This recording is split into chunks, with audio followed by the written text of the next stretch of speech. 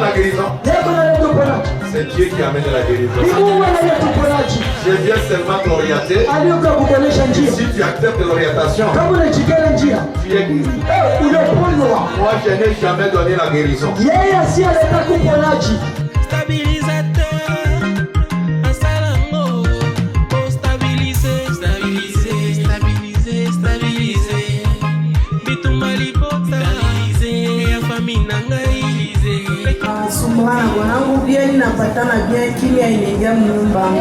Anakufa bibi anatoka naye anaenda naye kumbele ya prophet, anamubamba analamuka.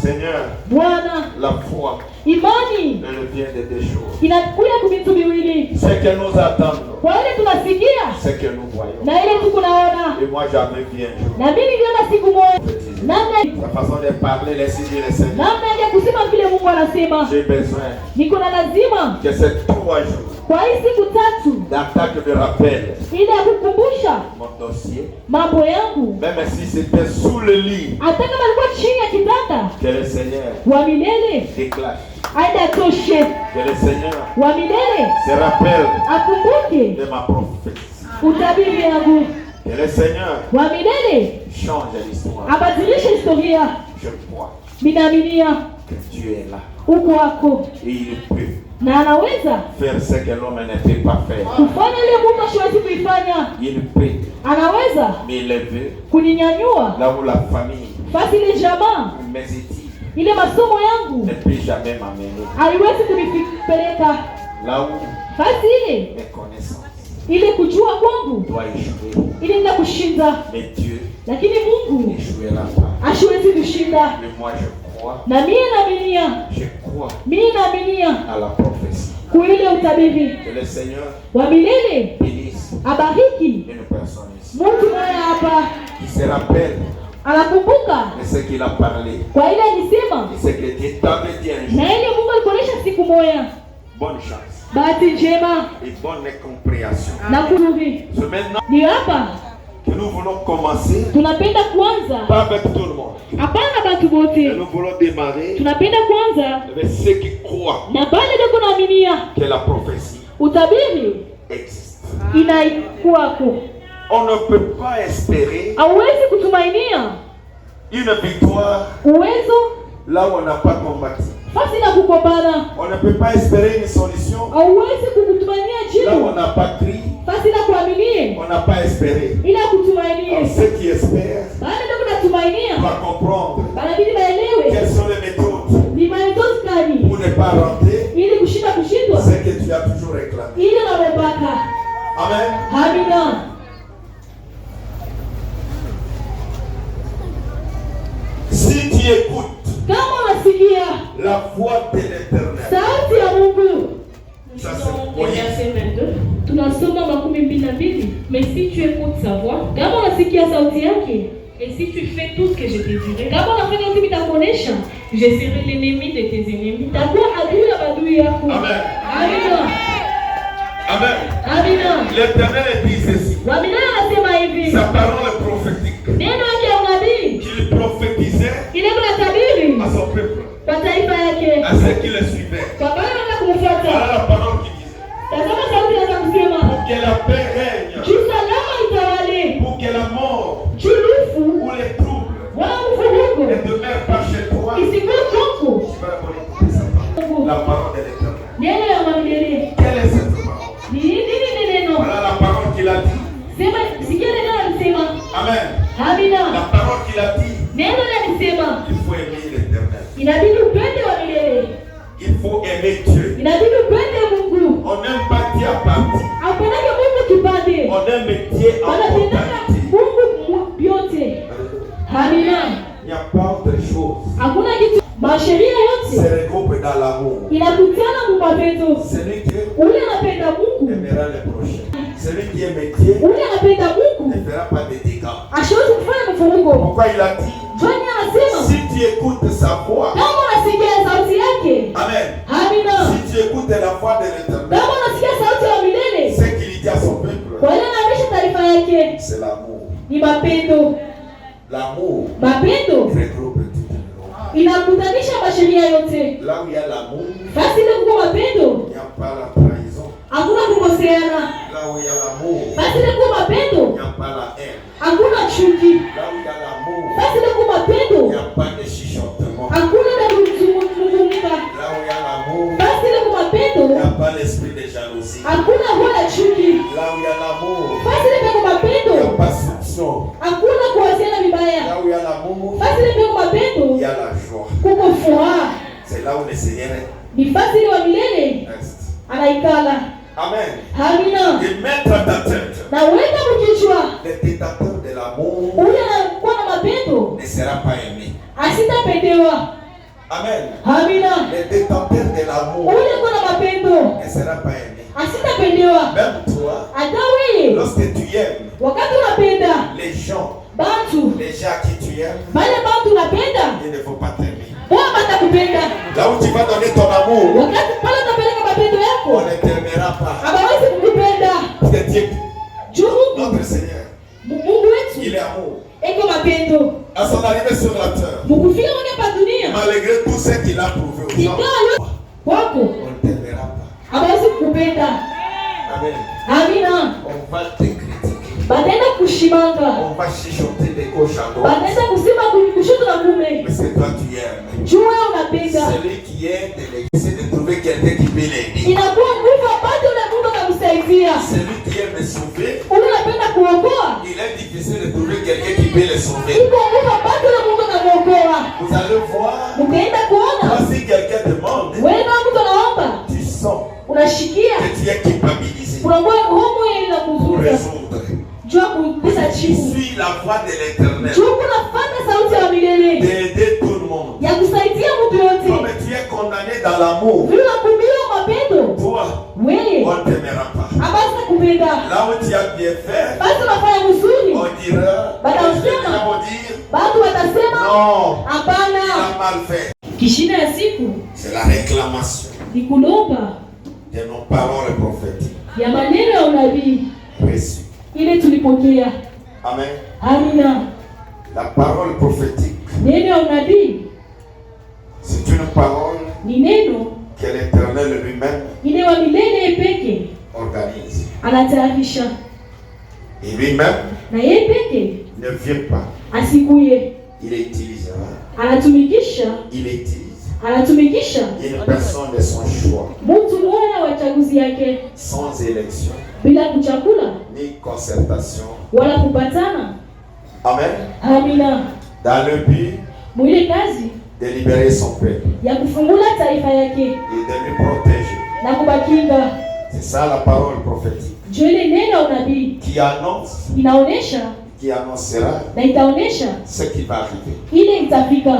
Amen. Amina. C'est pourquoi Ndio kwa maana l'organisateur ule anaotayarisha de la parole prophétique, kwa neno ya unabii c'est Dieu le Créateur. ni Mungu muumbaji, Et il envoie ses paroles na anatuma neno yake à l'aide de ses enfants kwa moyo wa watoto yake selon sa propre volonté. kupitia mapenzi yake. Et cet après-midi, Na hii magharibi je suis sûr, baba, kuna hakikisho lorsque nous demandons, wakataza tout celui qui va nous écouter ule wote atatusikia et qui nous écoute maintenant, na iko natusikia hapa, celui qui sera en distance, ule itakuwa mbali, la distance ile mbali où tu vas te trouver, kule utajikuta, te retrouver là, ule utajikuta même le soir, hata et magharibi. que cette parole Hii neno arrivera chez toi. itafika kwako. Moi, je t'avertis Baba, nakuhakikisha que l'Éternel est notre Dieu. wa milele, Mungu wetu, Dans ses prophéties, munabii wake il a toujours dit, anasemaka sa main mkono yake n'est pas courte haina mfupi pour ne pas arriver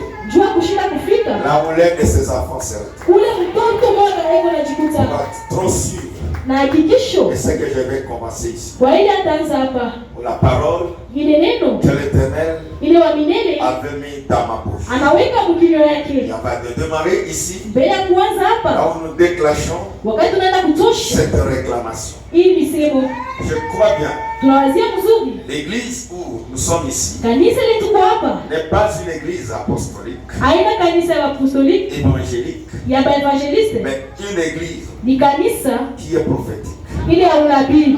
Dieu a réclamé ses peuples Mungu alilomba ile taifa à yake travers la prophétie. kwenda kunabii On a commencé à se raconter ili wanaanza kuwafasiria une personne mtu mmoja après l'autre. kisha mwingine, Malgré la guerre ingawa vita que le Seigneur nous a protégés ile ya milele atufunika presque 30 ans miaka 30 devant nos ennemis, kumbele ya badui et yetu, il nous garantit, na inatuonesha il nous protège anatukinga pour que nos adversaires, juu badui yetu nos ennemis, badui yetu n'arrivent pas basiweze à nous détruire. ya kutuadhibisha. Pourquoi là où tu es, Ndio kwa maana pale huko animé par le Saint-Esprit, kufunywa na Roho Mtakatifu, et toi poussé par le Saint-Esprit, naomba siku Roho Mtakatifu que tu es ici. uko hapa Comme toi tu crois que les lieux où tu adores, ili basi kuna abudu où tu as crié à ce message, pale unaaminia kule tu mjumbe connais bien unaelewa mzuri que c'est une église ni kanisa prophétique. ya unabii, Et celui qui est devant toi, na ule uko mbele yako tu crois unaaminia que le Seigneur wa milele lui utilise. eko na Tu kutumikisha. connais la date, Unajua tarehe on s'est rencontrés une fois, ile tulikuta, tu étais debout, saa zingine ulikuwa ushasimama, tu étais assis, ulikuwa ushaikala, tu étais à la consultation, ulikuwa tu mchunguzi, as vu le prêtre uliona vionyesho qui montrait inaonesha la visitation du Saint-Esprit uwepo wa Roho Mtakatifu pour la consolation de son peuple. wala mafariji ya taifa Je vais yake. utiliser Anatumikisha la précision hakikisho à partir de toi-même. kwa Le jour que tu m'as vu, siku nilimwona Baba quelque part, fasi moya le Seigneur avait parlé de toi. wa milele semezea juu Il y yako, avait une joie, na kulikuwa furaha une précision na hakikisho qui était entrée chez toi, iliingia kwako. que celui-ci, Huyu c'est un homme de Dieu. ni mtu wa Et Mungu. des fois, Saa zingine c'est toi ni wewe qui avais confirmé ulihakikisha que c'est un prophète. ile baba Et le alitabiri Seigneur avait mis dans ma bouche. wa milele aliweka mkinywa yake J'étais obligé na alikazishwa de te prophétiser. ya kutabiri. Que ce mercredi, Hii siku ya tatu où je vous ai convoqué, ile naniita comme Moïse convoquait kama vile Musa alienda le kuita peuple de Dieu, taifa ya Mungu. au jour d'aujourd'hui, Kwa siku ya leo je déclare Baba anasema à tous celui qui avait reçu la parole, kwa ule wote alipokea neno, qui était une parole prophétique, ilikuwa neno ya unabii, là où tu es, basi ile huko même si la gravité, hata kama inakuwa nguvu, l'esprit satanique, roho ya shetani tu n'as pas encore mangé, auenda kula ou tu as mangé, wala unakula tu n'es pas encore arrivé au yafika à la destination. kule mwisho.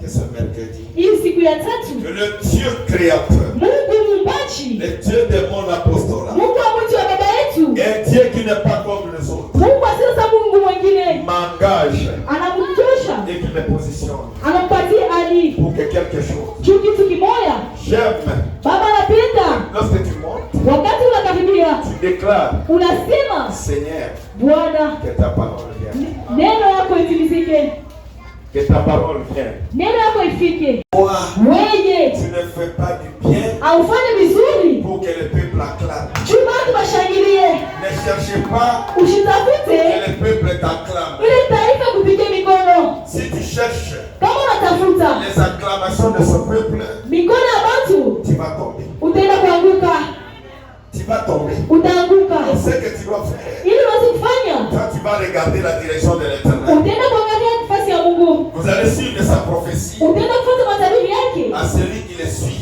kwa ule kunamfuata. Amen.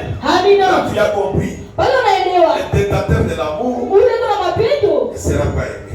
asitapendewa, Le faiseur du bien ule unafanya vizuri ne verra jamais le retour. asitaona ile kuuzia. Et tu connais Unajua le pourquoi tu fais. juu ya nini unafanya, C'est pourquoi tu as toujours vu, juu kama unaona malgré crise, ingawa kukosa, malgré complications, ingawa kufungiwa, le Seigneur te conserve toujours la grâce. wazile na kupatia kwa neema. Il y a des moments Kuna wakati moja où tu te poses des questions. Unaenda kujiswali. Vis ce que tu es en train de traverser. Kuona ile unatabuka. Tu marques même l'idée. Unakosa hata kuwaza. Comment je peux arriver demain? Namna gani tafika kesho? Et le lendemain? Kesho yake? Demain? Kesho. Le Seigneur est en train de prendre soin. Wa milele kwenda kubeba.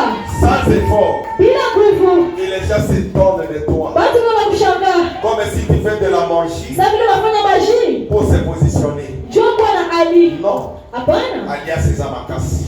Alliance kwa nguvu. Ton alliance avec Dieu. Agano yako na Mungu. Les gens vont t'entendre. Watu watachunga. Bakozela yo trop. Watachunga sana. Kama mayona kasaki. Tunakupeleka kule Kasangiri. Bakozela yo trop. Watachunga sana. Kotamena kasangiri. Tunakupeleka Kasangiri. À la morgue.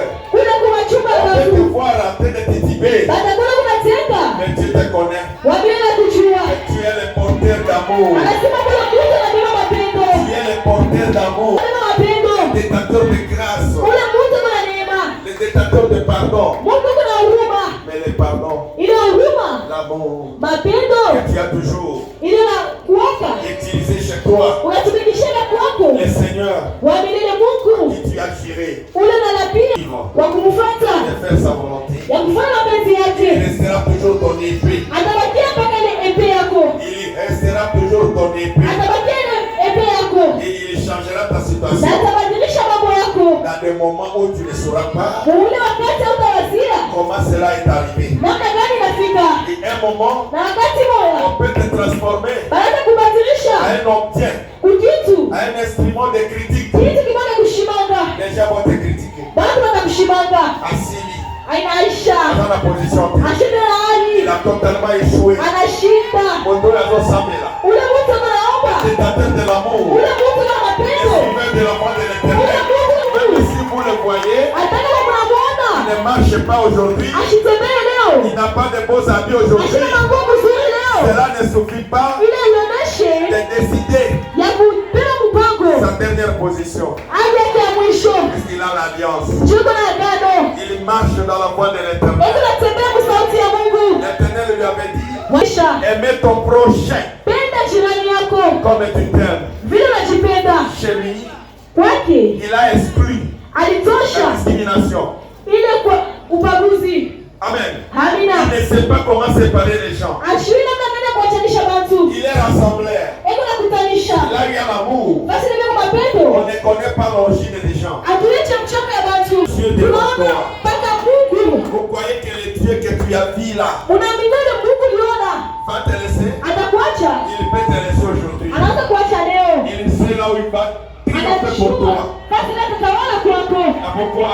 Je kwa maana Le Seigneur, wa milele le Dieu de mon apostolat, Mungu wa mtu wa baba accorde la chance ampatie pour bahati déclarer une parole ya prophétique kusema na neno kwa unabii à tout celui kwa ule wote qui a toujours aimé ule anapendaka servir, kutumika, consoler, kufariji, aider, saidia, kukutanisha, sauver, kuokoa, apprendre kufuta les autres. wengine, Mais lakini il est trahi. yema na kukosea, Il est trahi. yema na kukosea, Cette trahison ile kukosewa que tu as toujours subi ile napataka paka prendra fin aujourd'hui. itabeba mwisho leo, Prendra fin aujourd'hui. itapata mwisho leo. Que là où tu es, Basi ile huko où tu as été subir ile kwenda kupata des humiliations. kumeuliwa, Des humiliations. kumeuliwa Que le Seigneur, wa milele. le Dieu de séparation des liens Mungu achanisha mangamba entre le vivant et le mort. wale basha kufa na bado kunaishi. Dès aujourd'hui, Kuanzia siku ya leo tu es libre. unakuwa huru Et la séparation de tout kuachanisha na yote ingine. Amina. Amen. Que le Seigneur Wa milele Mungu accorde la chance. ampatie bahati. Ma prière, Maombi ya Baba c'est que ce que je sens wale ambao nasikia entre aussi chez toi. ingine ya kwako, La liberté, uhuru, la liberté uhuru et la force na nguvu de destruction ya kuharibisha de tes ennemis ya badui yako commence à entrer. La voix de ianze l'éternel, kuingia. Sauti ya Mungu, la voix de l'éternel sauti ya Mungu doit te changer. inabidi badilishe. Amen. Celui qui réclame, Ule tunasema il y a quelqu'un kama kuko mtu de toi, wa imani il a déjà oublié sa prophétie. anasaulika matabiri yake. Que ce mercredi, Hii siku ya tatu, le jour de la Trinité, hii siku ya tatu, qu'un esprit Roho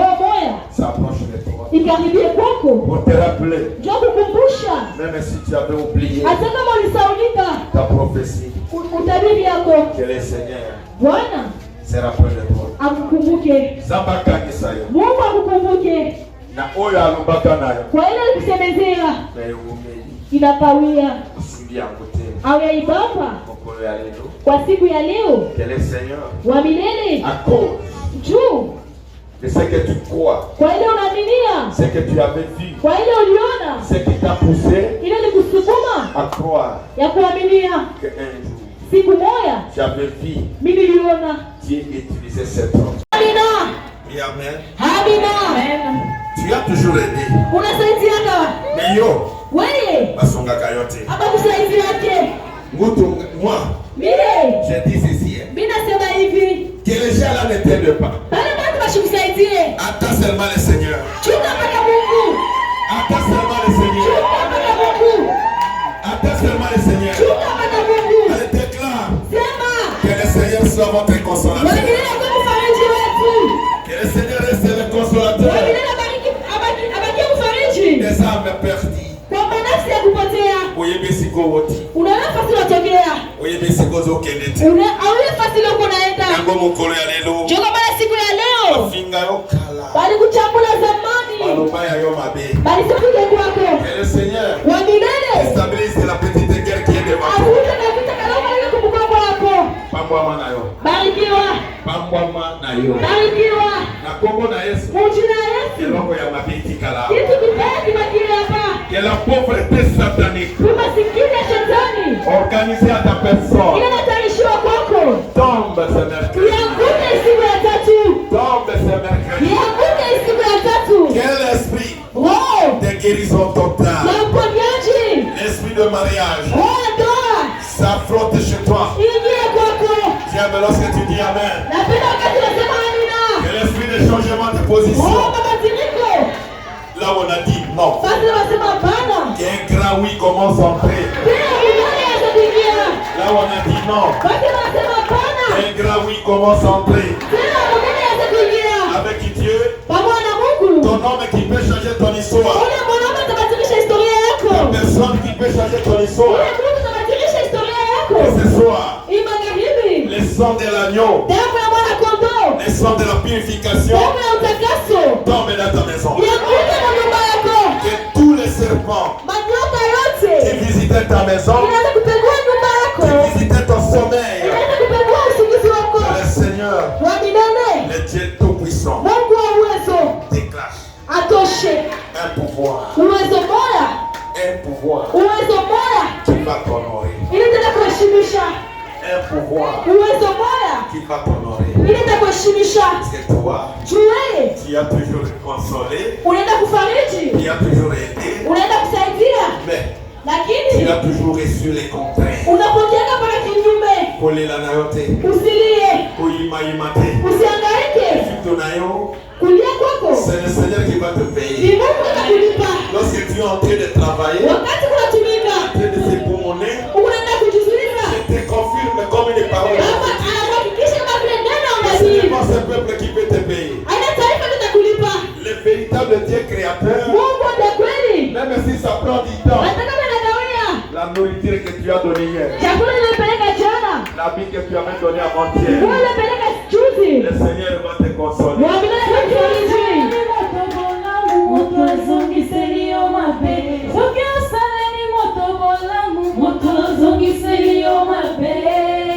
Kolela te, koima te, lifuti na yo ezali se na lola.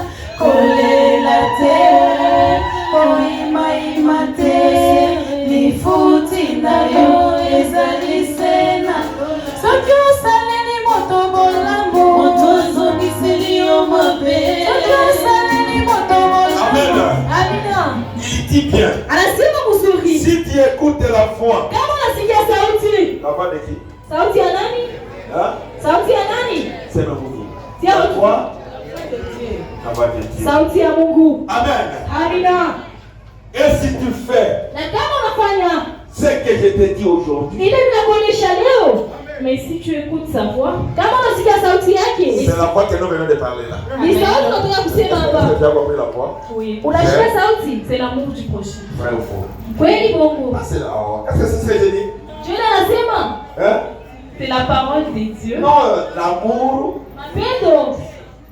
L'amour d'abord. L'amour de Dieu. Et après? L'amour du prochain. Mapendo ya jirani Dieu vile. Beaucoup babylon kwa na bien. Mchuki vile vitu mzuri. D'abord l'amour. Mbele mapendo. Kisha jirani. On ne peut pas commencer à aimer les gens sans aimer les autres. Hatuwezi kuanza kupenda watu bila kupenda Mungu. Même dans ndako. Hata nyumba. Usali erreur. Unafanya kosa. Amen. Amina. Uzolinga bana. Unapenda batoto. Abolinga père. Mbele ya kupenda baba. Ndako iko simba te. Nyumba itabamba. Vrai ou faux? Kweli dogo. Ya kweli. Na hivi bana. Anaiwa batoto. Nanga d'abord. Unipende mie. Bana après. Batoto kisha. Baumi bale bazo komana. Bale baumi beko na njika. Na ile na. Beko na njika. D'abord na ndako ya sie Pierre di Majari. Mbele munyumba ya sie Pierre. Ukomona elle mon bana. Utana wakati mwa batoto. Na ingalia na papa. Napenda kula na baba. Mwana wanani ngaka yote. Ule mtoto shikupendaki. Hakuna gaboro ya misoni. Anaona ile binti ya kula. Vile unaenda kwako. Haleluya. Amina. Ezalo kuta. Biblia boko. Mama na yasotia. Mama yuko naweka. Ya muoni. Ya naona. Tele maja avec papa. Asemi takula na baba. C'est la quantité qu'il a. Biblia kile naona. Amina. Alléluia. Amina. Maintenant, Sasa. après avoir écouté kusikia la voix de l'Éternel. Sauti ya milele. Kituni binisi. Après avoir écouté la voix de l'Éternel. Kisha kusikia sauti ya milele. Tu disais bon, Moïse. Ni Musa Moïse. Anasema ni si tu fais tout ce que je te dirai. Kama unafanya yote nitakuonesha. Amen. Amen. Si tu fais tout ce que je te dirai. Kama unafanya yote nitakuonesha. Il fera de Atakufanya sewe l'ennemi de tes ennemis. Takuwa adui ya adui yako. Alléluia. Amina. Qui sera l'ennemi de tes ennemis? Nani atakuwa adui ya adui yako? Mungu. Amen. Amina. C'est bien. Asiye. Réponds-moi. Kumujibie. Lis là-bas. Vous répondre. Soma kule. Il y aura. Kutakuwa il n'y aura dans ton pays, kutakuwa nchi yako ni femme qui avorte, mwanamke anatosha mimba, ni femme stérile. Wala mwanamke tasa, je remplirai les nombres de tes jours. Amina. Il y aura Hakutakuwa dans ton pays. nchi yako. Vous voyez que dans la famille, Mnaona mjamaa, si dans ce pays une personne peut délivrer un pays, kama kuichi moja mtu anaweza kuokoa nchi. mais dans la famille, Sasa mjamaa, ne voyez pas que toi seul. aone wewe peke. Il ne faut pas se sous-estimer. Hapana kujibeula. Est-ce que les gens m'écoutent? Bado namshikia Il baba. ne faut pas se sous-estimer. Hapana kujibeula. Amen. Amina. Une personne pour délivrer un pays, Mungu anaokoa nchi. dans ta maison, dans ta famille. Sasa mnyumba yako Ne mjamaa vois pas yako. que toi seul, Wewe pekee tu peux apporter la bénédiction dans ta famille. unaweza kuleta baraka mjamaa yako. Amina. Alléluia. Amina. Je vais conclure. Baba anapenda kufunga. Il ne faut pas voir la gravité de ce prestige aujourd'hui Ile ninakuagiza leo dans ce pays mwile nchi. à cause de toi seul. Juu yako wewe pekee. Amen. Amina. Amen. Amina. Qu'est-ce qu'on appelle Nini banaita? avortement? Kutosha mimba. Qu'est-ce qu'on appelle la stérilité? Nini banaita utasa? Je ne suis pas dans la science. Baba shina musiasa. Amen. Amina. Je suis dans la spiritualité. Eko mkiho. Dans mon domaine, Mukazi yake. la stérilité, Utasa. ça peut être Inaweza kuwa tout ce que tu fais, Marina. yote unafanya baba. Ils sont sympathiques. Aiendee kubele. Amen. Amina. Tout ce que tu fais, Yote unafanya ça ne répond pas. aijibie. Tu es stérile dans ce domaine. Uko tasa mule fashi. Tu as étudié, Unasoma. pas de boulot. Hakuna kazi. Tu as fait les commerces, Unafanya biashara. ça ne répond pas. Aijibie. Tu fais des voyages, Unasafiri. des demandes d'emploi, Unalomba makazi. pas de réponse. Hakuna jibu. Amen. Amina. C'est aussi Ninayo la stérilité. utasa. Autre chose, Kitu ingine avortement. kutosha mimba. Alléluia. Amina. Avortement. Kutosha mimba. Tu peux être marié. Unaweza kuolewa. Divorce. Munaachana. L'esprit de mariage, c'est divorce. Hakuna ngoja ndoa. inaenda. Tu travailles quelque part. Unatumika fasi moja. On va rompre. Unaachana. Quelqu'un t'a aidé. Mungu anataka kusaidia. C'est tout pour toi. Alikuwa yote, anafanya yote juu yako. Des coups. Inakutana kwa yuko. Il a rompu. Banaachana. Il ne fait plus ce qu'il faisait. Ashifanye tena za kufanya. La relation est totalement avortée. Uhusiano inatoka inaachana. Amen. Amina. Là où il y avait ton espoir, Basi kulikuwa kitumaini yako. ça ne répond plus. Haijibie tena. Il faut que le Seigneur éternel. Inabidi wapende ya kuye. Pense de mon cause et courir à 1000 francs. Basi mbona unakula hata 1000 francs? Au Komawana, Unafika pale. et comme une poussière. Inakuwa mfumbi. On a apporté la grâce. Banatosha neema. Ça ne répond plus. Haijibie tena. Toi qui distinguais. Wewe unataka Mais kudistinguer. maintenant, Sasa dernière place. unakuwa mtu wa mwisho. C'est tes qualités. Ile makalite yako. Lorsqu'on perd Wakati wanatenda. quelques qualités qu'on avait, Wakati unapotesha ile makalite c'est ulikuwa. ce que j'appelle pour moi, Jule tunaita. d'une manière révélatrice, Mwile namna ufunuo. avortement. Kutosha mimba. Avortement signifie quoi? Kutosha mimba nasema nini? Ce que tu avais, Ile ulikuwa nayo. ce que tu avais, Ile ulikuwa nayo. mais ce n'est pas arrivé à terme. Haifiki mwisho. Mais c'est disparu. Inapotea. Amen. Amina. Oh, que tu avais encore besoin, Wewe ulikuwa na lazima. mais c'est déjà parti. Ile inaenda. C'est pourquoi, Joka maana. ce soir, Magharibi ya leo. que le Seigneur valide la parole. Wabila itike neno. Moto nyonso, Mtu wote. oyo azwa déséquilibre, Ona beba ile dezekili. oyo azwa secousse, Ona napata sekusi. oyo aperdre ses droits quelque part, Ona napata masheria ni fasi oyo moja. azo raté. Ona unakosa. Omeliki ces aussi bâti. Unakunywa dawa ibambe. Pourquoi y aller? Magharibi ya leo. Sika nyonso oyo ozali. Fasi yote huko. Je bombarde. Baba alipusha. Ça c'est la parole prophétique. Hili ni neno la nabii. Il avait dit, Ile alisema. la parole réclamée, Neno tunasemezea. il n'y aura pas Hakutakuwa ni stérile, pesa ni avortement. wala kutosha mimba. Moto nyonso il faut gagner vie. Mungu anabidi awinde maisha. Dieu n'a envoyé personne pour souffrir. Mungu ashikutuna Mungu za kuteseka. C'est le monde qui nous complique. Ni dunia ina kutukonganisha. Pas dans sa prophétie. Mutabiri yake. Il n'y aura pas de stérile. Hakutakuwa tasa. Moto moko takozanga. Hakuna mtu atakosa. Moto nyonso eloka kosala ekosi. Mungu atafanya tabamba. Mais yo tala esikozali. Wanda hapa sile huko. Est-ce oyo osalaka esimbaka lisusu? Kile unafanya kinabambaka tena. Soki ezosimba te. Kama ibambe. Ale babwakelaka oyo esprit ya stérilité. Bali kutumia pepo au tasa. Bandokenda libala. Debu nenda kukukwele. Seme eza te. Mimba inako. Zambe lelo. Mungu leo. Lorsque tu montes, tu dis Seigneur, Wakati unapanda sema je Bwana. réclame Mina lomba. l'accomplissement de cette parole prophétique. Tuko Discours là-bas. misemo mbili. Un discours rapporté par le serviteur Misemo ile inabibiwa na mtumishi wake. C'est ça. et le discours direct qui vient du Na Seigneur. misemo ile inatoka kwa On se trouve Mungu. ce qui vient du Seigneur. Wapi na Qui vient du Seigneur, ile inatoka kwa Mungu. c'est ce qui est rapporté par le serviteur. Ni ile inatoshia na mtumishi. Que dit le Seigneur? Nini wangalia anasema? Que si Kama tu te conformes unakuwa na à mwenendo tout ce que je dis, kwa yote ile ninasema, alors je serai ennemi de tes ennemis. takuwa adui wa maadui yako. Alléluia. Amina. Alléluia. Amina. Dans l'Ibino Mibale, Napenda mambo mawili. Keren za na Bible nayo. Yaani kuwa na Biblia On a yako. Bible pour Na yeye na Biblia yake. tout ça ensemble.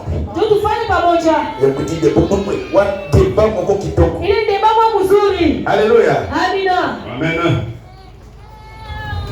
Il y a des micros. Kwa mikono. Yo soya kuna. Asi aswa. Sema ile. L'enseignement n'est pas pressé. Mafundisho yanakuwa haraka. Yo tanga Wewe soma. commencer et je vais t'arrêter. Anza na kushimamisha. Mais si tu écoutes sa voix, Kama unasikia sauti yake. Qui parle maintenant? Nani anasema? Prof. Prof. Là, il s'appelle prof. Bana nakuita mwalimu. Qui parle maintenant? Nani anasema? Allez, combien? Soma. mais si tu écoutes sa voix, Kama unasikia sauti yake. Ça, c'est le serviteur qui parle. La, Si tu la voix de qui? Ile ni sauti ya le nani? serviteur, il s'adresse au peuple de Dieu. Si tu écoutes sa voix. Kama unasikia sauti yake. Allez. Et si tu fais tout ce que je te dirai, Na kama unafanya hivi nitakuonesha. Si tu fais tout ce que je dirai, Qui dit maintenant? le Nani anasema serviteur, sasa? Qui dit maintenant? Le serviteur. Mtumishi. Allez, écoutez. Le serviteur dit quoi, Seigneur? Mtumishi anasema nini? Si tu fais tout ce que je te dirai, Kama unafanya yote nitakuonesha. Qui parle ça? Na yeye anasema Ce que je te dirai, c'est le Seigneur lui-même qui parle. Vous êtes d'accord, hein? Donc vous m'avez bien d'accord avec prof? Hein? unashikia Spiritualité. ya kiroho. bon, je ne partage pas ce point de vue. Shika pamoja na yeye. Ce qui est vrai, Ilivyo kweli. au verset 22, Mstari wa 12. il y a d'abord Huko mbele Moïse qui nous Moussa. demande d'écouter la voix de l'Éternel. anasema kusikia sauti ya Mungu. Et puis après, il complète. Kisha anaendelesha. Non seulement que vous devez respecter ce qu'il est éternel, il faut suivre ce que je vais vous dire. Nitaonyesha. Ce n'est pas ça? Haina vile. Alléluia. Amina. Pour les abdomens en caille. Hii ni kazi ya Baba.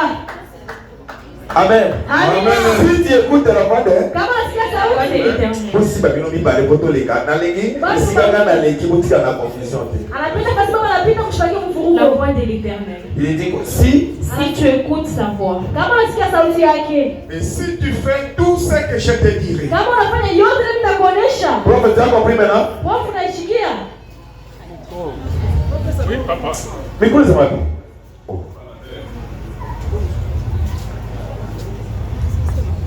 Ah, Oui, papa, j'ai compris. tu as Anaelewa. compris maintenant? Unaelewa? Il y a deux personnes. Mungu basi Deux mawili. personnes différentes. Moïse dit, Musa anasema si tu écoutes la voix kama unasikia sauti Serviteur de de Dieu. Dieu, Voilà. et si tu fais tout ce que je te dirai, kama unafanya yote nitakuonesha. maintenant vous avez compris? Hapa unaelewa? Tu as compris? Unaelewa? C'est ça. Amen. Là, je peux parler. Pale Baba anaweza kusema. Amen. Amina.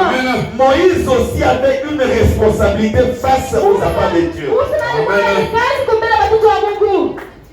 Dis-moi Amen. Amen. C'est là où les gens restent en Sio distraction. pale basi wanabakia malengamisho.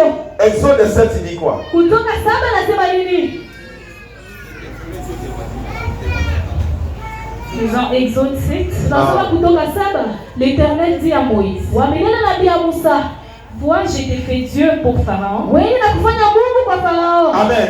Amina. À quel moment ici Moïse est en train de prendre une décision? Wakati gani Musa analewa mpango? Devant? Devant Pharaon. devant Pharaon. Mais ici, dans notre lecture Hapa kumisemo yetu de l'Exode, ya kutoka.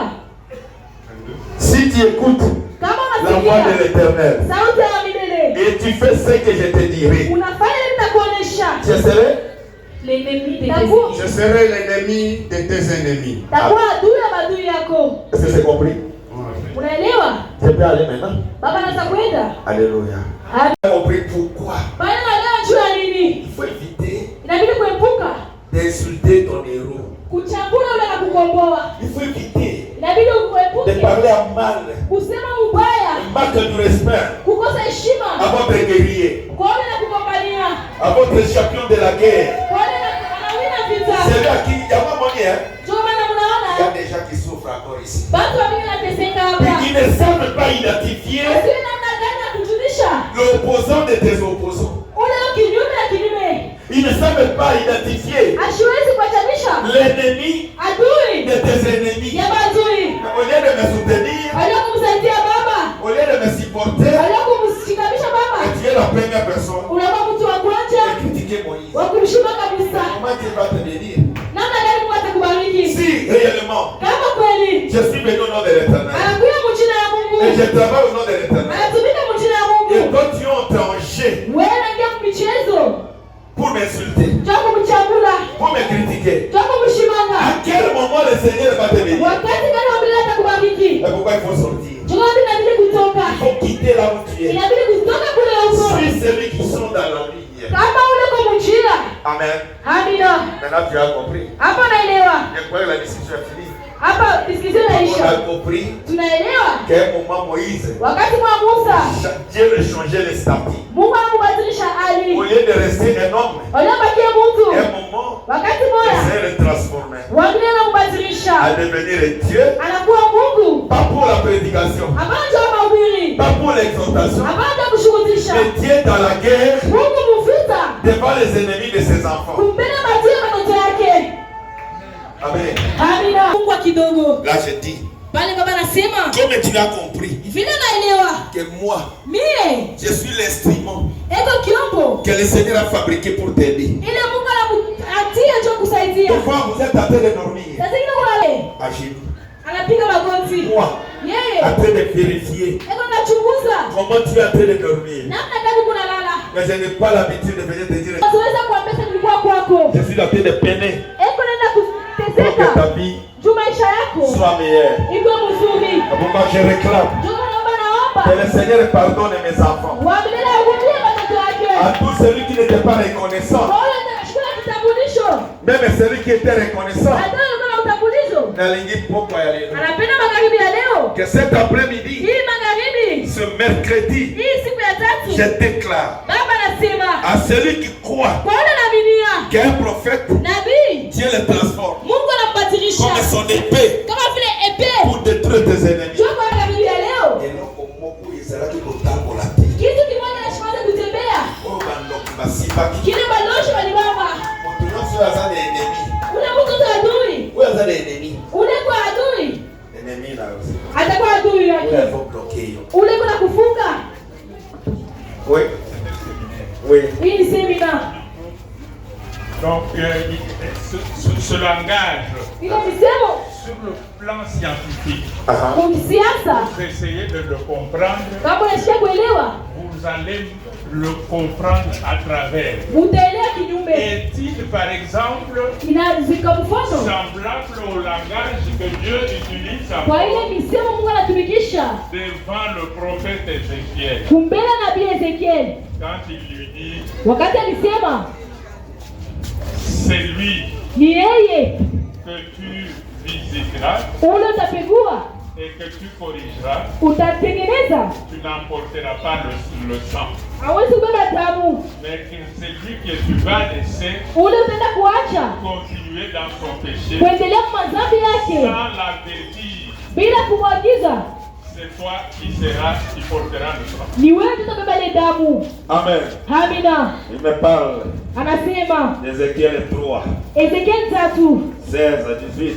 16 mpaka Il 18. avertira Utakemesha les méchants maadui dans son iniquité. mwile dhambi yake. S'il ne t'écoute pas, Kama sikusikie, son sang damu yake se reposera sur lui-même. itakuwa juu yake. S'il t'écoute, Kama nakusikia, tu as gagné son âme. unawina nafsi yake. Ézéchiel 3, le verset 18. Ezekiel 3, Quand je dirai aux méchants, tu mourras, wakati ambele bakali utakufa si tu ne l'avertis pas, kama mkemeshe, si tu ne parles pas pour détourner les méchants de sa mauvaise voie kama umuoneshe yule mtu mubaya toke munjia mubaya, et pour lui sauver la vie, jua kumwokoa ile nafsi maisha yake. ce méchant mourra dans son iniquité Ule mtu mubaya atakufa mudhambi yake et je te redemanderai son sang. na atakulomba ile damu yake. Amen. Amina. Là, Pale il est envoyé anatuma pour aller dire. jua kwenda kusema. Là, il est messager. Pale kumpeleka habari. Là, Museme amina. il l'utilise comme un messager. Pale kumtumikisha kupeleka habari. Mais ici, Hapa il ne l'utilise pas comme un messager, ashimtumikishe kama vile mais kupeleka il habari. l'utilise comme un guerrier. Eka na kutumikisha kama vile ule kukombana vita. Moi, j'ai raison, c'est pas vrai. Joko bana na sheria ni fasi. Amen. Amina. On va demander selon la science. Bana naomba kupitia siasa. Amen. Amina. Malheur à toi qui va monter, Ona kwa ule tapata. parce que j'ai vu les gens monter. Jumi na basi banapanda. Tu vas perdre ton argent. Utapotesha makuta yako. Ça me fera du bien, Na itafaa mzuri. même devant le Seigneur, Kumbele ya Mungu. que tu ne joues pas de lui. Usimuchezee. Avant de dormir. Mbele ya kulala. Oublie la cahier. Unamwitaka. Si tu l'as toujours appelé Kama unamwitaka. et que la solution n'a jamais arrivé à ton Na ami, jibu ya kilaka kwa yote. que le Seigneur te console. Wambie la kufariji. Autrement, les consoler du jour. Ule Mungu anafariji. Na kombo la Yesu. Kwa jina la Yesu. Sois béni. Barikiwa. Sauti ya milele Pose inaleta une solution jibu dans ta maison. munyumba yako. Ananisha kuripia. Fais ceci. Fanya hivi. Je vous aime bien. Ananipenda sana. Et j'ai besoin de votre stabilité. Est-ce que je sais que si vous mourrez aujourd'hui, Anayo kama tunakufa leo. ta maison Nyumba ne yako. me donnera rien. Hapasa ni Mais kitu. si je continue à te protéger, Kama endelea kukuficha. tu es vivant. vivant. Uko naishi. Tu vas faire les réunions de l'église. Utalipa kanisa. Tu es vivant. Uko naishi. Ukosome la masaki ya fufu. Utaona saki ya bunga. Tu es vivant. Uko naishi. Na kuzanga. Avec votre bénédiction, mon père, Na kushukuru baba. je voudrais, par les termes de Ashikilie namna. vous vous avez dit Vile mnasema. que vous êtes notre domestique. Vile kwa mtu wetu wa nyumba. Wakaji. Vous n'êtes pas notre domestique, Hauna mtoto wa kazi. mais le terme convenable ici, Ile terme inaelekea. c'est vous notre berger. Wewe mchungaji wetu. Berger Zanani. Berger, il est qui? Berger ni nani? Mchungaji ni nani? Il a bien dit. C'est celui qui garde. Ni yule anachunga. Il n'accepte pas que Ashikilie. Alléluia. Amina. Mon professeur vient de dire bien. S'il vous plaît, papa. Je peux ajouter quelque chose. Anaweza kuuliza kitu. Parce que j'ai fait les humanités littéraires. Jua kuna waliterea. Le mot serviteur Ile mtumwa. vient du latin servus qui signifie esclave. Inatokea kule inasemea mtumwa. Un homme spirituel, quand il parle, Mtu wa kiroho kati anasema. Anasemaka. Le mot serviteur du Kutumika. latin servus Inasema qui signifie esclave. Inasema mtumwa. avec Dieu mal dit. Anasema kubaya. Hein? Hapana. Yo, basta. Non, papa, vous avez parfaitement raison. Una sheria. Je vous ai dit au départ ici, Anasema kwa mwanzo. la science Siasa est spirituelle. na kiroho Décalage. inachana.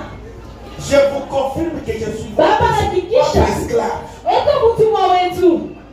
Amen. Amina. Je suis permanent à mon poste. Eko kila siku kwa kazi yake. Comme ça, je peux prêcher même à ma coupe.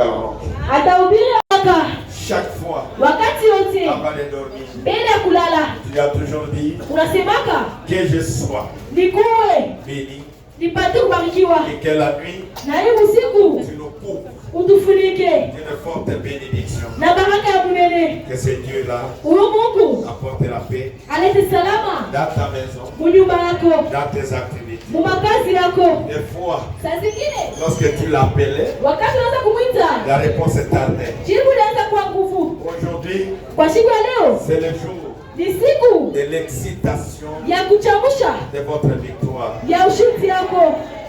Tu n'as pas de Dieu, Hauna mamungu mawili, que l'unique Dieu que tu as, Mungu mmoja uko naye, qu'il apporte alete le secours, usaidizi, qu'il apporte alete le secours. usaidizi. Sois le meilleur favori du jour. Kuwa mzuri, Mungu ana chakula. Que une consolation arrive dans ta maison. Wafariji ingie munyumba yako. Oyo nyonso urataki, Yote nilikosa na kombo na Yesu. mujina ya Yesu. À cause de ta prière, Jua maombi yako, que quelque chose kitu kimoya de meilleur arrive kizuri kifike, et que le Seigneur na wa milele te console, akufariji toi wewe et ta famille. na jamaa yako.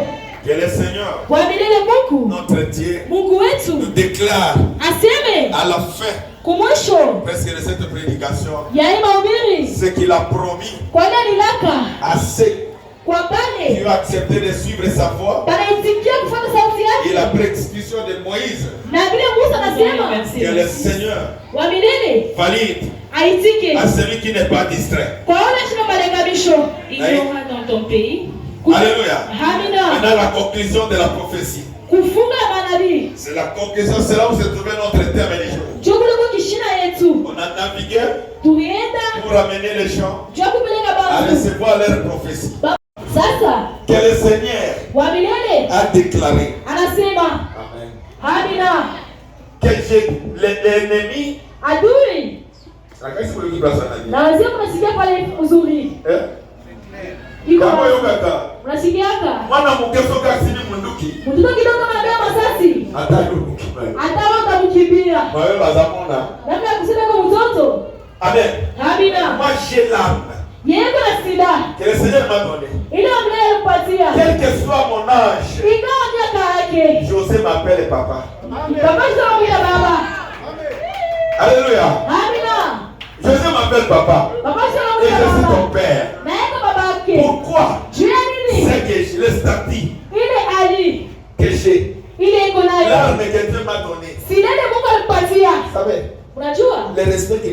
Heshima anampatia ya mayemi. Ya akili. Unalala pongite. Jua shidale. Umwana lala kapongi. Juu mtoto analalaka. Mais maman. Mama. Papa. Baba. Ayala. Namna ya kulala. Il fait ya la sécurité de la. Eko na chunga ndio sécurité ya mtoto. Kwa vouloir ou pas. Penda usipende. Afin de respecter les parents. Mtoto na bila heshima bazazi. Un moment n'a pas mangé. Wakati mwanzo anaanza kula. C'est seulement les parents qui sont au courant qu'il n'y a rien à manger. Ni bazazi ndio wanaanza kula chakula. Et il a de subir. Eko na teseka. Il faut que les enfants mangent. Inabidi watu bakule. Il faut que mon enfant Inabidi mtoto wangu se porte bien. Akwe mzuri. Mais l'enfant n'est pas au courant de ça. Mtoto ashiwe ile. Alléluia. Amina.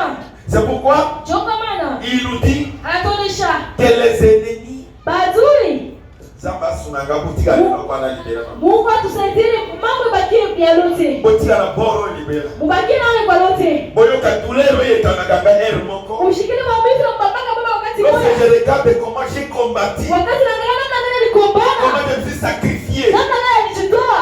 Tu ne connais même pas. Wewe ujue. Mais je suis en train de préparer la guerre. Ema tayarisha vita. Et je te dis va.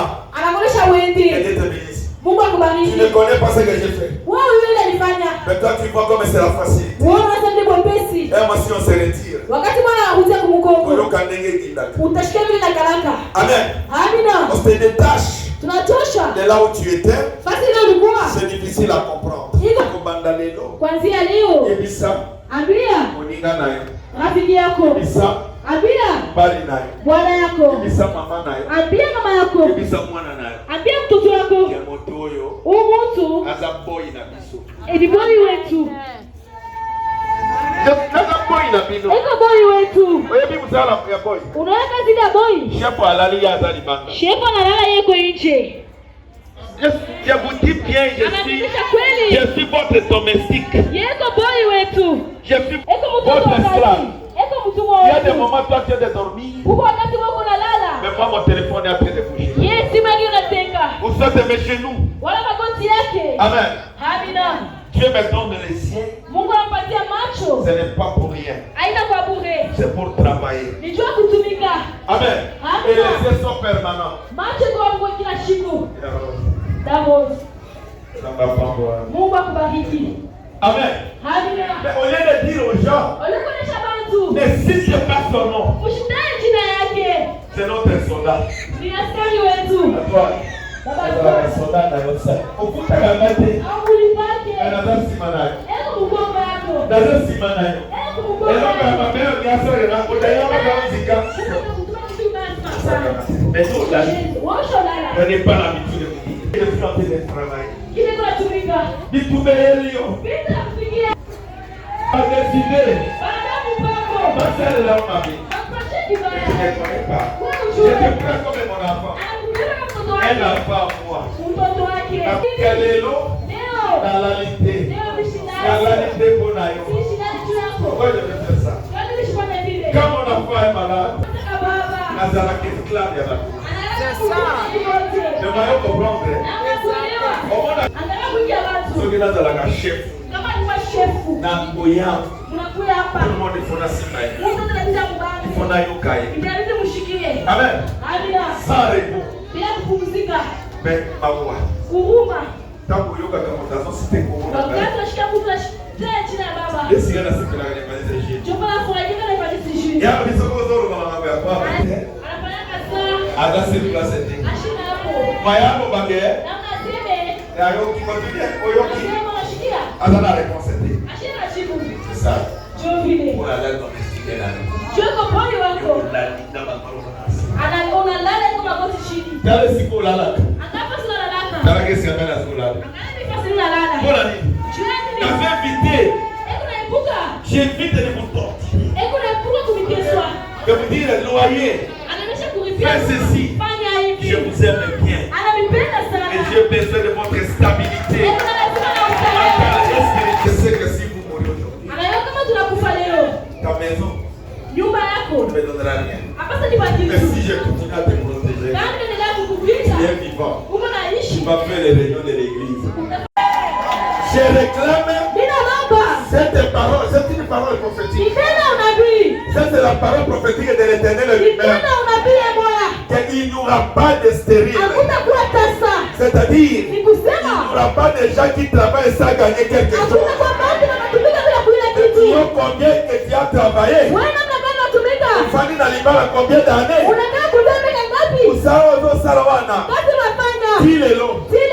Différence exacte. Vous allez te montrer ça la carte. On connaît quoi ma carte. Et telle place dans eux. Pas des ans. C'est-à-dire, nous sommes au Koluka. Et quand il a ma boque en ailleurs, il faut pimenter. C'est la parole prophétique. Alors, pourquoi il y a des lots? C'est l'âge de l'éternel. Descend sur les lieux. Vous savez, le peuple est aussi bas. Et comment on a gagné?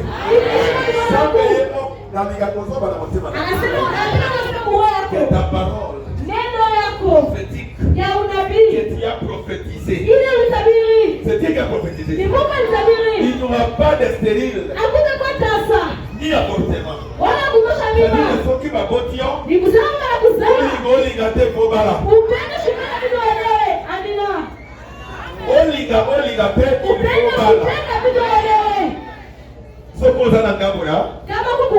Si tu obéis, tu crois que Dieu existe. C'est toi que je déclare. Et je déclare avec une précision dans ma bouche. C'est la prophétie de l'Éternel que je transforme. Tu crois à lui. Ta maladie tombe.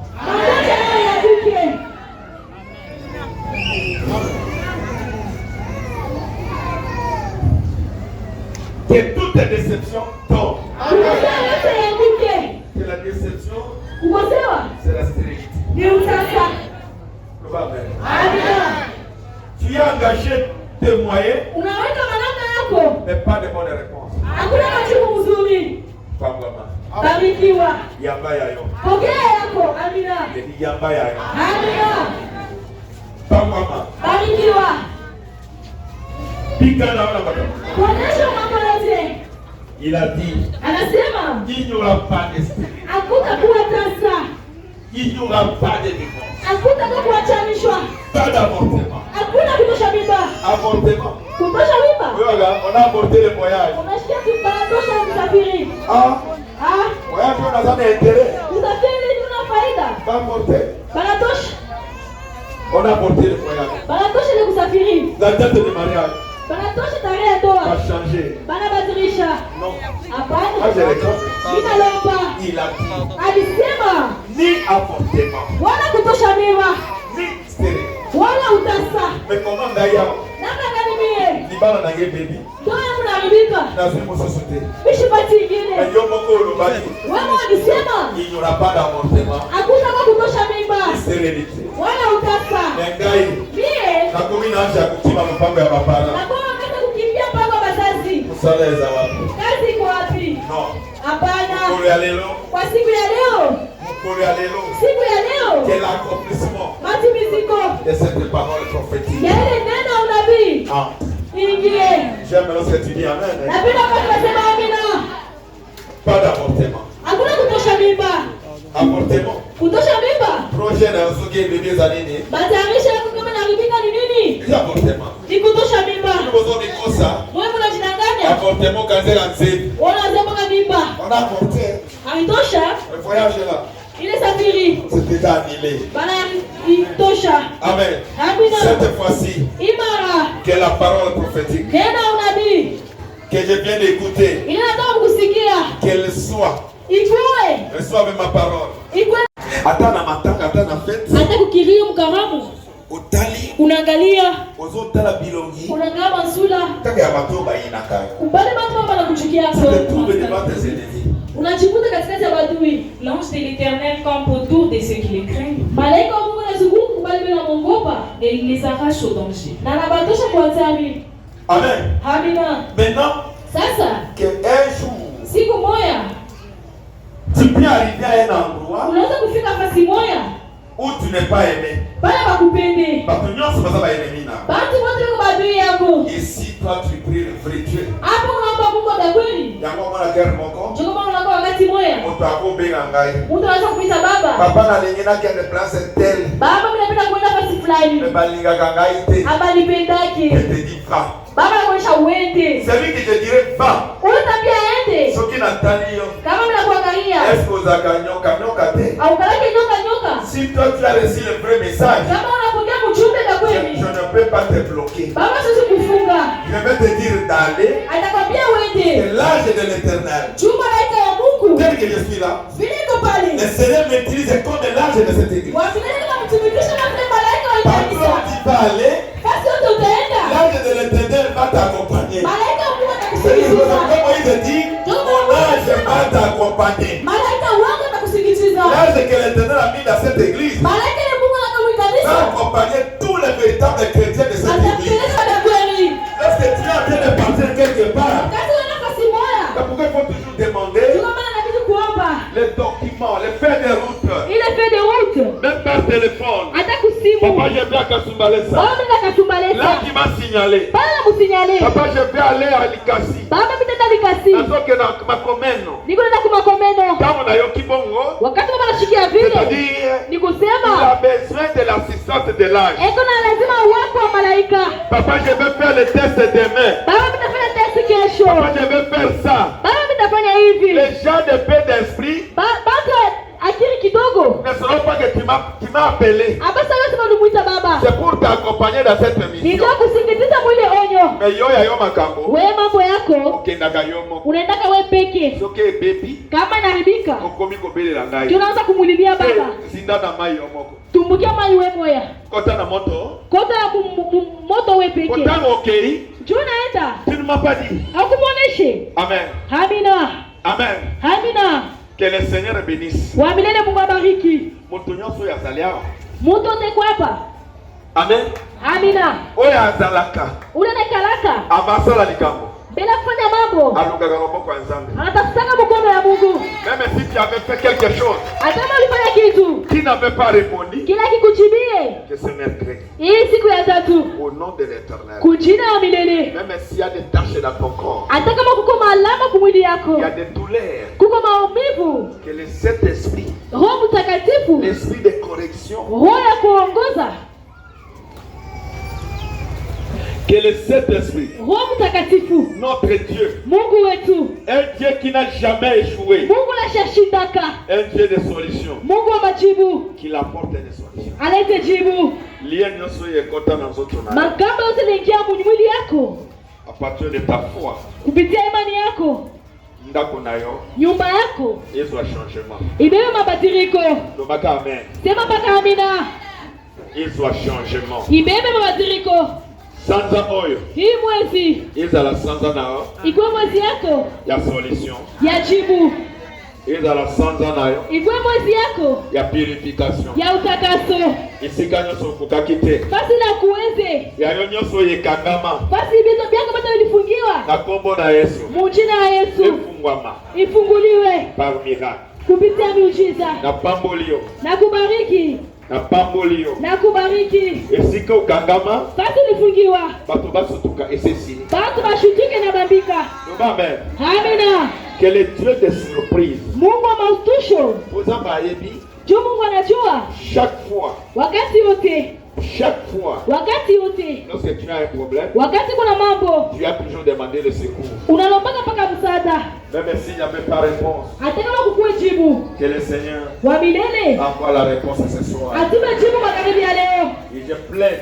Baba nalomba. Même la situation de tes enfants. Hata mambo ya watoto yako. La situation de ta maison. Mambo ya nyumba yako. Hata soki bapara nao bazali awa. Hata kama bazazi yako bana hapa. Bana nao bazali awa te. Batoto wako bana hapa.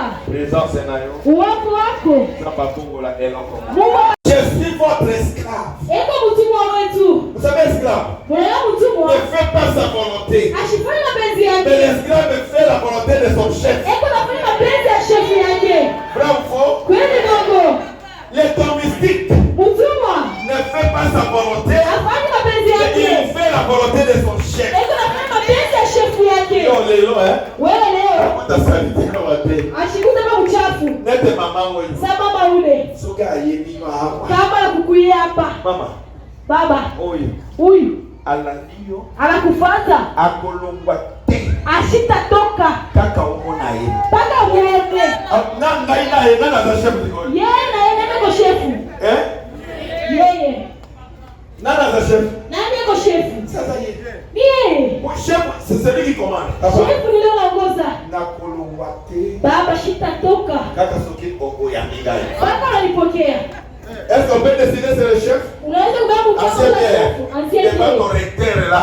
Kumbe anaitia Quand tu arrives à la porte. Wewe unasema mlango. Reçois-moi. Unipokee. Vous ne décidez pas, papa. Hein? Vous ne pouvez pas décider parce que cette manière de procéder,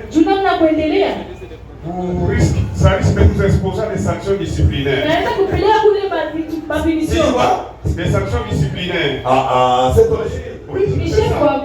Il y a des manières qu'il faut procéder. Il faut suivre les instructions telles que données par les gens qui sont à la porte, comme des protocoles. En tout cas, de manière générale, ce terme vaut l'esclavagisme.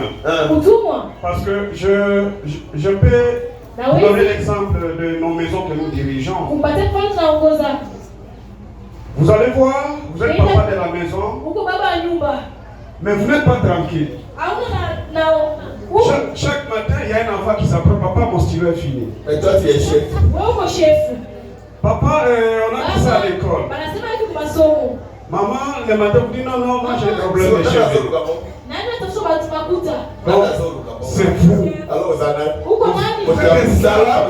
Vous êtes esclave de ces gens. Donc vous ne dormez pas. Chaque matin, il y a une demande qui tombe. Et vous êtes obligé de répondre à cette demande. Oui, si tu commences à pleurer. Donc, si vous ne répondez pas à ces demandes de manière positive, vous verrez que même le visage va changer. Amen. Oui. Allez, t'as mettre ensemble, l'homme de Dieu a raison. Amen. On a compris. Il faut protéger notre ouvrier. Il faut protéger notre esclave. Pourquoi je dis cela? Il y a ce que l'esclave, il y a un travail que ton esclave peut faire. Mais toi tu ne peux pas faire. Oh, papa. Attends, même si vous payez 40 jours, tu ne peux pas faire. Il faut protéger toutes les personnes qui peuvent te servir là où tu ne peux pas faire. Quelqu'un qui peut te secourir là où toi tu ne peux pas arriver. Il faut les sauver. Je crois que tu as compris cela. Dès aujourd'hui, tu vas dire à ton enfant, à ta femme, à ton mari, à tes relations, que non, il faut protéger notre domestique, notre esclave, notre berger. Berger de l'équipe en Kassida. Berger de Sikamba. Berger. Il faut contrôler la capitale. La bergerie. Et la Bible dit, le berger trouve la paix lorsqu'il y a la paix dans la bergerie. S'il n'y a pas la paix dans la bergerie, le berger n'a pas la paix.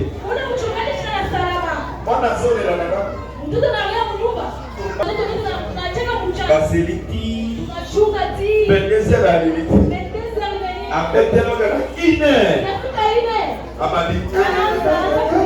Tu écouteras sa voix et tu respecteras ce que je te dirai aujourd'hui. Il va t'amener vers les Amoriens, vers tes ennemis. Dans le verset 23, mon ange marchera devant toi et te conduira chez les Amoréens, les Étiens. Amen. Amina. Bon, regardez. Kitu kizuri. Félicitations de m'avoir Félicitations. dit cette partie. Il dit, anasema lorsque toi, wakati wewe tu écouteras d'abord sa voix utashikia mbele sauti et yake tu vas aujourd'hui. na utaheshimia kile mtakuonesha leo. L'âge, Malaika comme il a dit, vile anasema l'âge de l'éternel malaika wa Mungu tape toujours eko nazunguka autour de ceux qui craignent l'éternel. kubali ndiko naogopa Mungu. conduite. Hauwezi kufuatilisha ni taifa kutembea kwao. Mais tu les détruiras et tu briseras leur statut. Utaenda kuwavunja na kubisha ile masanamu yao. Amen. Amina. Comme je viens de vous dire. Vile atoa kutonesha. Tu ne peux pas imiter. Hauwezi kufuatilisha Les comportements. Tabia.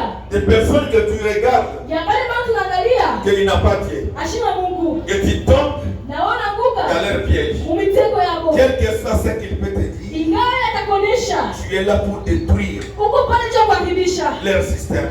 Mahali yako. Kama monaka. Wakati moya.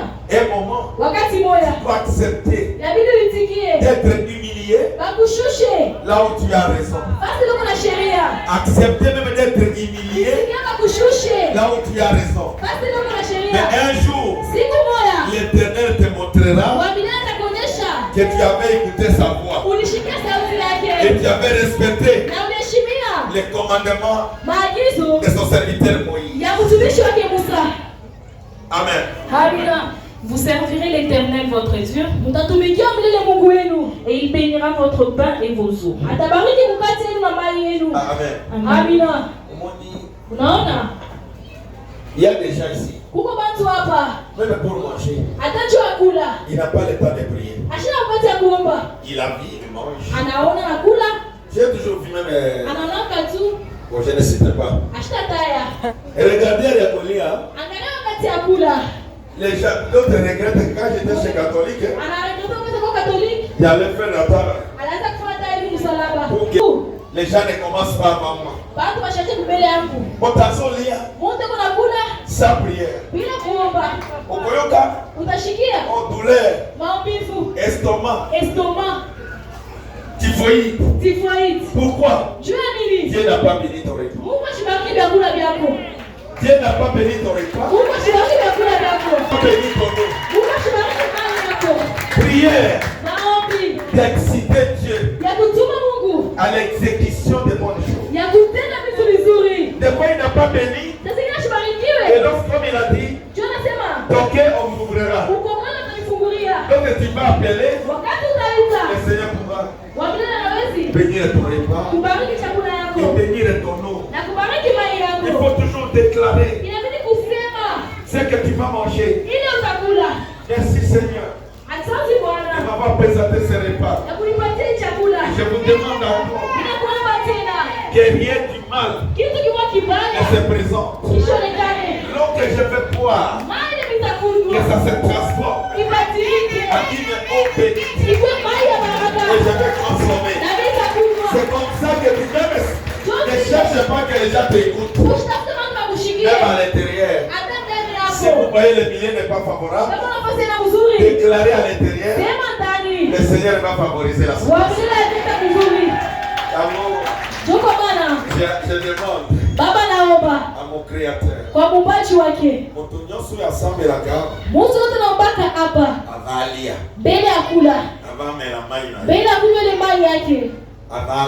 mbele ya kulala anakalaka na neno. Il a toujours dit une parole. Anasemaka neno moya. Je réclame Binasema que le Saint-Esprit Roho Mtakatifu cherche cette personne itafute le mtu pour qu'une bénédiction baraka arrive chez toi. ifike kwako.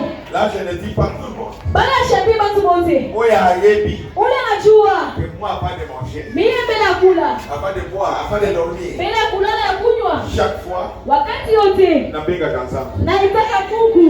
Que le Seigneur wa milele te fait monter cette montagne. Akupandisha mulima. Que le Seigneur wa milele fait écraser tes ennemis. Avunje uwako wako Zaba défendre. Mungu atetee. Mambo moja yashakuharibika. Juweye chaque fois. Wakati yote. Avant même de faire quelque chose. Bila kufanya kitu. Tu as toujours frappé la porte de Dieu. Unapika mbele mlango wa Mungu. Que le Seigneur wa milele change abadilishe votre destinée. Destinée yako ikuwe mzuri. Basi na batu balisema ça ne va pas aller. Haitaendeka. Kunjina Yesu yote natembea. Mikono yako ibebe hali ingine. Mikuru yako ibebe hali ingine. Mungu akuchunge, akufungulie hii mwaka, mambo ibadilike, bala bakujue, bashikie ujumbe, baelewe mambo yako yote inatoka kubadilika. Amen. Amina. Que le Seigneur wa milele ouvre une porte afungule mlango moja pour cet après-midi. Juma magharibi ya leo. Pour que tu avances encore. Juma endelee tena. Amen. Amina.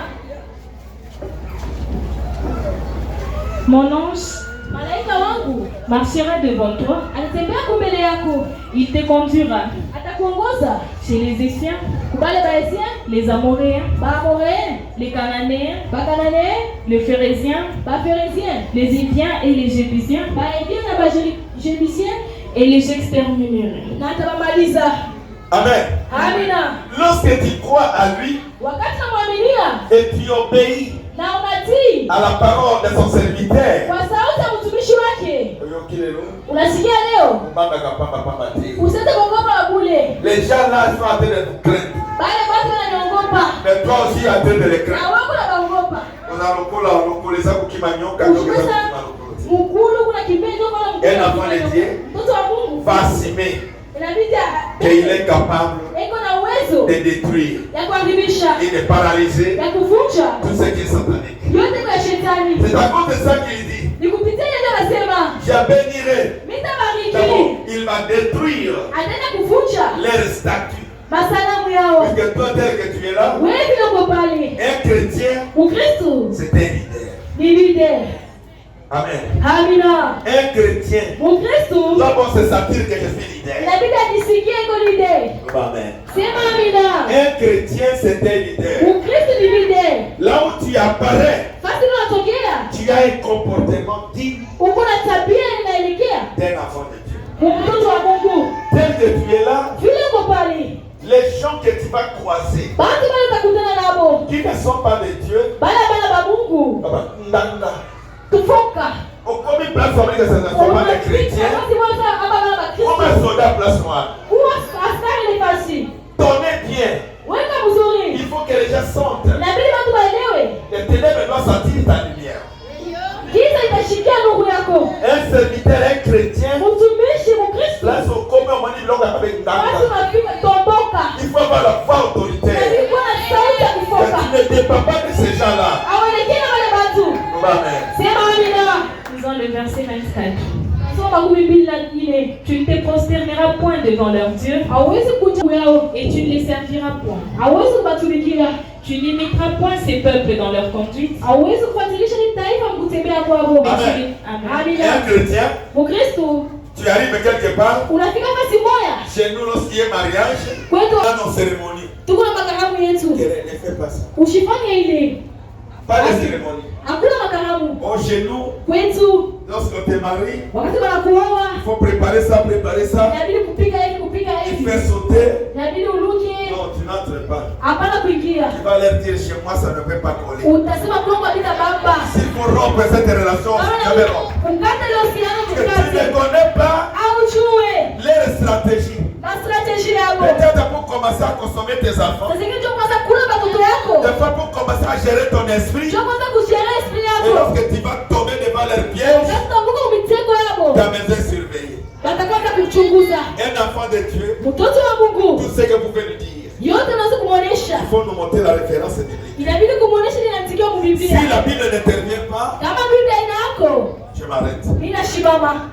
Je ne fais pas ça. Même si vous me torturez, je ne peux pas obéir à celui qui n'est pas chrétien. Que le Seigneur te bénisse à ce moment. Tu dois les amener vers toi. Parce que tu as un pouvoir. Tu as une puissance que le Seigneur t'a prophétisé.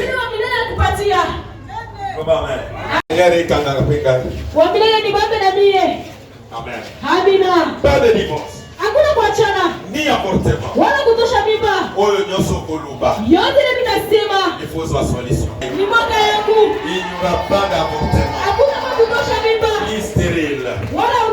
Il n'y a que la consolation. Que qui va grimper dans ma maison. Moi et ma famille. Pas d'avortement. Il n'y aura pas.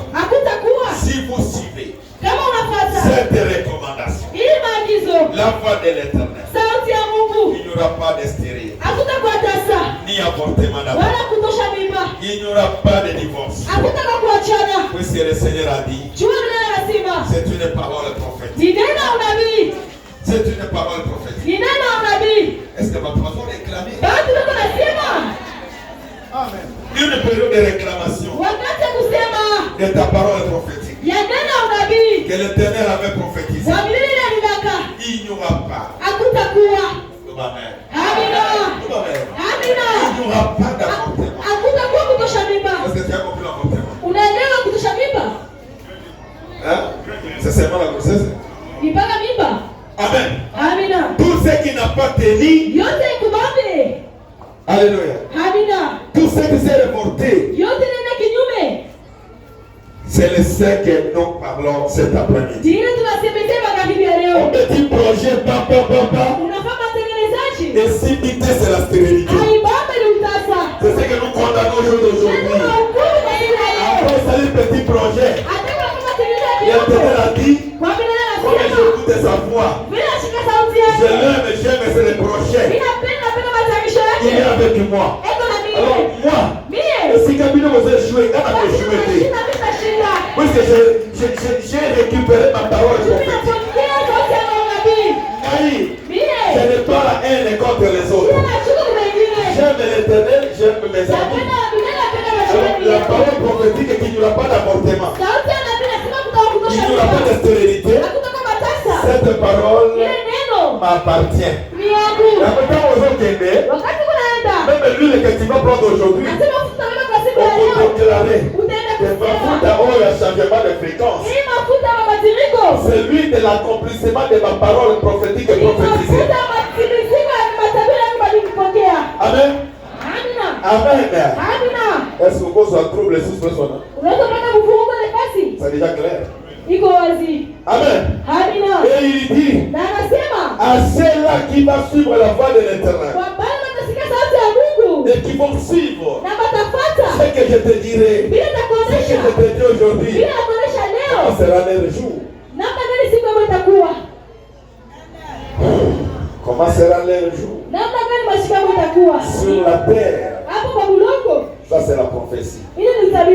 Ça c'est la prophétie que l'Éternel lui-même avait prophétisé. Les voisins, le prochain, et écouter la voix de ton prophète. C'est-à-dire, Demo Zawana, après le qui malade des uns aux autres, dis seulement que ça c'est la distraction. Moi aussi j'ai dit ça c'est la distraction. Le Seigneur ne me fera jamais mourir. Mes jours doivent être augmentés. C'est la parole de l'Éternel que je suis en train de dire. Il dit,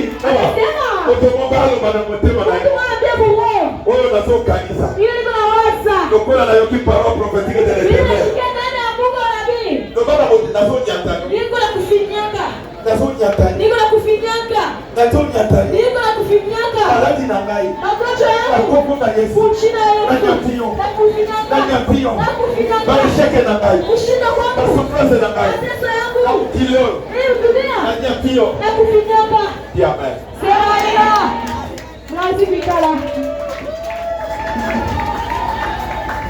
Amen. Amen. Il dit, comme tu as ça, la première des choses, il va d'abord augmenter tes jours. D'abord, on passe aux arachidons. Il va d'appeler le mot comme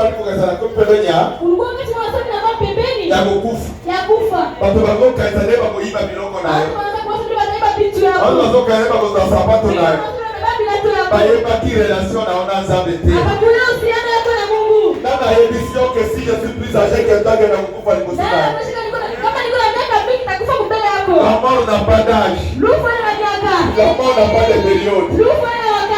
Moi je suis ce que Dieu m'a prophétisé au jour d'aujourd'hui. Il dit, je augmenterai, j'ajouterai remplirai les nombres de tes jours. Alléluia. Amen. Que Dieu te bénisse. Amina. Voyez qui peut soit là? Pour les Français, écoutez bien. Il dit quoi? J'ajouterai. C'est-à-dire, ce n'est plus le temps réglementaire. Ce n'est plus le jour réglementaire. À cause de l'obéissance de sa parole. Le Seigneur cherche maintenant. Avec quoi? Est-ce que c'était dans l'ordre? Il vient ajouter les jours qui n'étaient pas chez toi. C'est pour ça qu'on peut soit là. Il dit, il n'a pas dit qu'il gardera tes jours. Il ne garde pas tes jours, mais il veut ajouter. Il veut ajouter. Prolongation. Au temps additionnel. Après des jours de vie, il cherche aussi à ajouter d'autres jours qui n'étaient pas chez toi. Ça va bien, Verset 26. Il n'y aura dans ton pays ni femme qui avorte, ni femme stérile. Je remplirai les nombres de tes jours. Vous avez suivi? Il faut rappeler les jours qui n'étaient pas chez toi. Amen. Na presse aux femmes. Amen.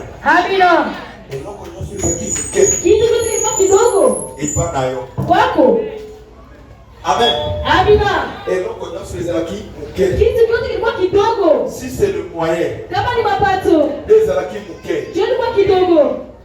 si le jour de vie, déjà que le Dieu de prier de nos vies, le Dieu de prier de nos moyens, que ce Dieu-là soit le Dieu qui va remplir là où ce n'était plus beaucoup. Lorsqu'il dit il va remplir, c'est-à-dire lorsqu'on va remplir, c'est-à-dire il y avait la diminution. Il y avait quoi? C'est pourquoi j'appelle le Seigneur le Dieu de mon apostolat. Si na misala na yo, na mikolo na yo ya vie, beauté na yo, ata soki beauté zaki ya kokita, même soki beauté zaki ya kokita, mayele na yo zaki ya kokita, force na yo quelque part zaki ya kokita. La parole prophétique nous déclare qu'il va remplir là où il y avait un manquement, là où il y avait une faiblesse. C'est dans cette faiblesse-là que le Seigneur va remplir. Que le Seigneur va remplir. Ah Seigneur, nous sommes Amen. Le Dieu de remplissement, le Dieu d'ajout. Là où je suis faible, c'est la coquille kokoya. Et si on a quitté qui c'est ça qu'on va remplir. Que la parole prophétique a prophétisé. Je réclame l'accomplissement de cette parole prophétique. L'accomplissement de cette parole prophétique. Qu'il avait dit, je vais remplir. Est-ce que tu as compris bien? Tu as compris bien? Lorsqu'il dit, il va remplir, c'est-à-dire il y a diminution. Ta prophétie. Amen. Soit ta prophétie.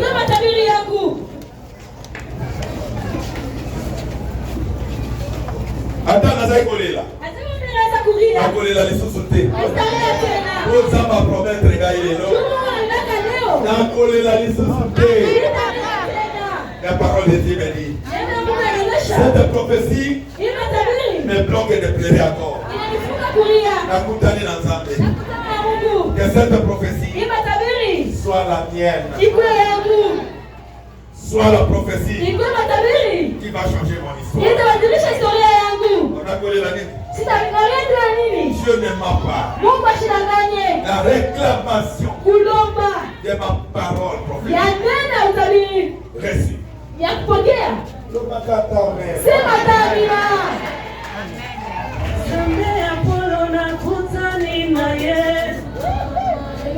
Zambe ya baba na mona nina ye na kolela nini na kuta nina ye na kokanisa wapi na mona zambe ya baba na pesi merci na kinga katanga na pesi yo merci na kinga na chume na pesi yo merci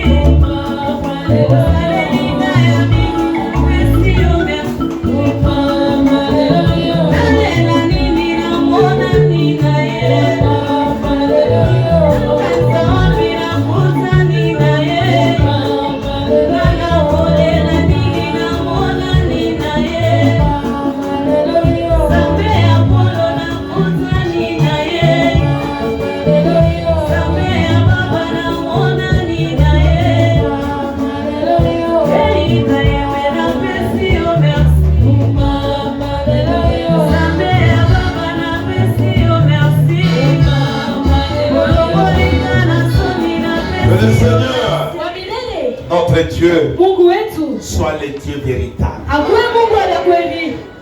Soit le Dieu véritable. Pourquoi? Il est le Dieu des ramplissements. Il est le Dieu de remplissement. Il y remplit là où ça a diminué. Il y remplit là où il y a des défauts. C'est ce que je connais, ce Dieu-là. Il va là où il y a une faiblesse. Il va faire quelque chose pour ma casse. Seulement d'accomplir ce qu'il a besoin. Amen. Aujourd'hui, je vous explique. Je suis presque à la fin. Les gens vont se poser des questions. L'huile a changé le prix. Amen. J'ai reçu ce pouvoir depuis 95. Le Seigneur m'avait dit, tu vas faire 30 ans. L'huile ne changera pas. Amen. L'huile ne changera pas jusqu'à l'année qui va clôturer pour prendre 30 ans. Chaque année, chaque 10 ans. Amen. Depuis le village. Depuis 95. L'huile c'est toujours 3 mois. Mais au jour d'aujourd'hui, l'huile ne sera pas à 3 000. Amen. Ça sera à 5 000. Et ça va faire jusqu'à 50 ans de ministère. L'huile restera toujours le même prix comme le Seigneur m'a montré. L'huile que tu vas prendre aujourd'hui, tu as suivi les détails du jour.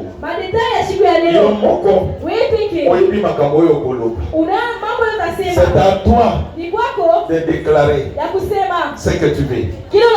Et le Seigneur sera là pour accomplir votre désir. Que la paix du Seigneur, que la paix du Créateur tombe sur toi.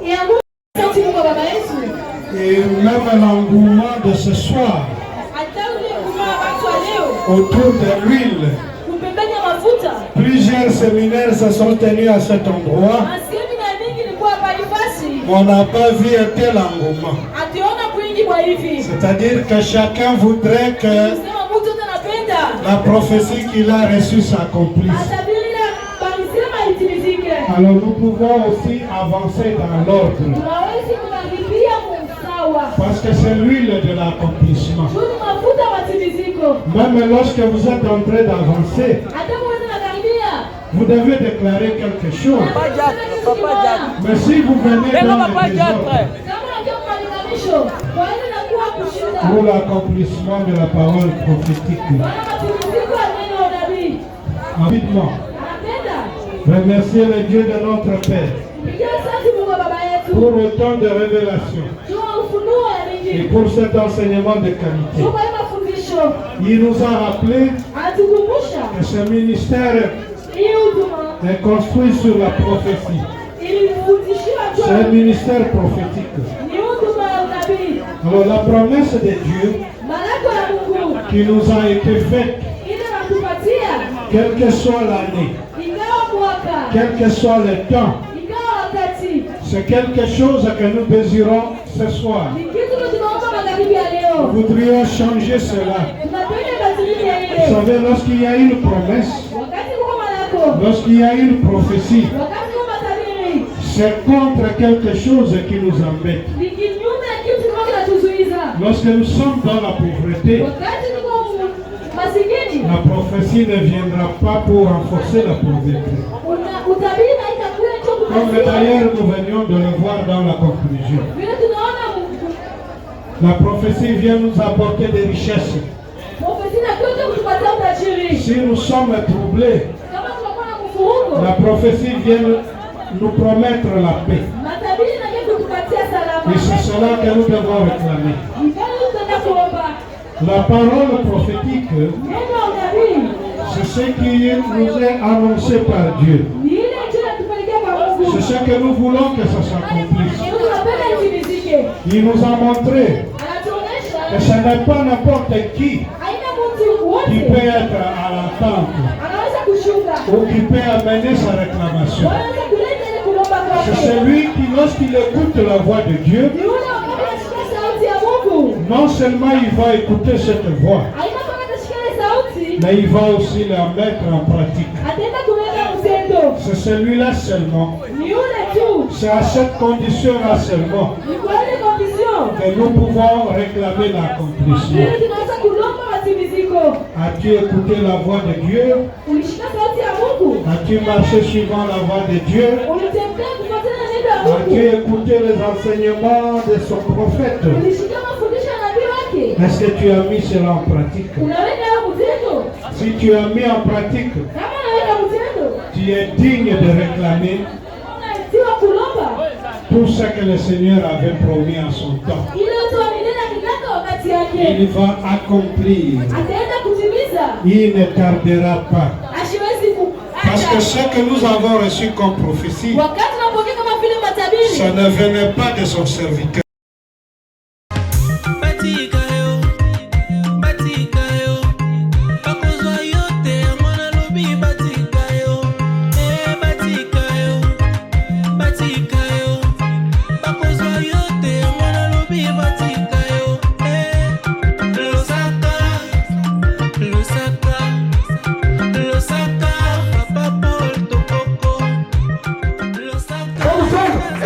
La guérison.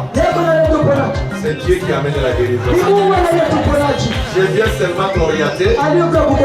Si tu acceptes l'orientation, tu es guéri. Moi, je n'ai jamais donné la guérison.